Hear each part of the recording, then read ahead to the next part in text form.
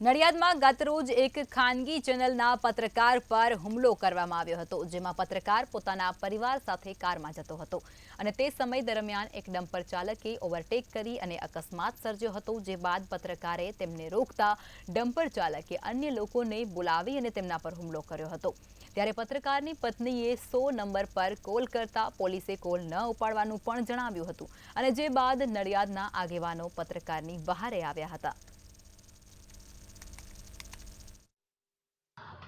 જે રીતે હુમલો થયો છે ખૂબ નિંદાકીય બાબત છે। આ રીતે જ્યારે માણસ પરિવાર સાથે નીકળ્યો હોય અને એને કંઈ બનાવ બને, એ કોઈ હુમલો કરવા નહોતો નીકળ્યો, પણ સામેથી જે રીતના ટોળું આવ્યું અને જે રીતના 25 માણસોએ હુમલો કર્યો, એની પત્ની બોલતી રહી, રડતી રહી, પણ સાંભળવામાં ન આવ્યું, એ ખૂબ ખરાબ, ખૂબ એટલે નડિયાદ સાક્ષર ભૂમિ માટે ખૂબ ખરાબ કહેવાય। આની અંદર સ્થાનિક નેતાના અંગત પોલીસવાળાઓ દ્વારા આ બધા ધંધા ચલાવવામાં આવે છે। પશ્ચિમની અંદર હું તો ખાસ કરીને કહું છું, રાત્રે સિવિલ ગયો હતો, મેં ત્યાં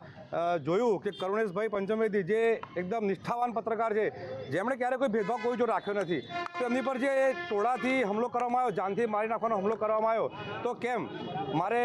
બસ તંત્રને એક વિનંતી એવી છે કે આવા અસામાજિક તત્વો, જ્યારે આપણા ગૃહમંત્રી એવું કહેતા હોય કે કાયદામાં રહેશો તો ફાયદામાં રહેશો, તો આ એક સવાલ છે। આ કાયદામાં ના રહેનારા અસામાજિક તત્વો,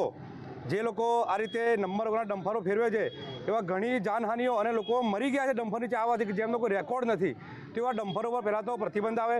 અને આ જે હુમલો થયો છે પત્રકાર પર, એ ખૂબ જ નિંદનીય છે,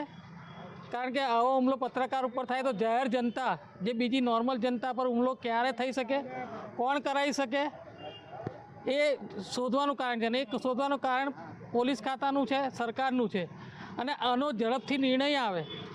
અને આ જે સંડોવાયેલા છે એમને યોગ્ય સજા મળે, એવો બજરંગ દળ તરફથી હું અપીલ કરું છું જનતાને, અને કે આમાં સાથ સહકાર આપો, કાલે ઉઠીને તમારી પર પણ આ હુમલો થઈ શકે છે।